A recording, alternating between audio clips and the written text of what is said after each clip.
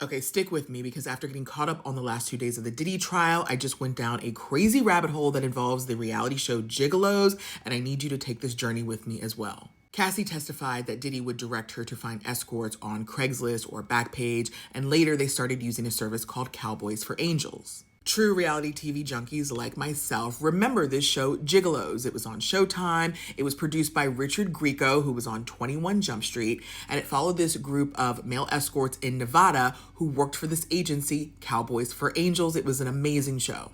The New York Times reported that the prosecutors showed Cassie photos of 13 escorts, and they said some of the names, and one of the names was Ash. Now, full disclosure, I don't know which Ash they were referring to in this testimony. I'm sure many of these men probably used aliases. I'm sure some of these men had some of the same names. But the name Ash just struck me because Ash is one of the men who was in the show Gigolos. That Ash is currently incarcerated for beating his friend to death, which is another crazy story that I can share in a separate video. And again, I don't even know if that is the Ash that is being referred to on the stand. I just thought it was a wild coincidence that they had the same name. And I know people who have a brain that work like mine would appreciate me sharing this. Now, in regards to the trial, Cassie is back on the stand today. This time it's for a cross-exam, which is probably going to get nasty because Diddy's defense is going to try everything they can to discredit the prosecution's star witness. It was finally revealed on the stand yesterday that Cassie received a $20 million settlement for the civil lawsuit she had filed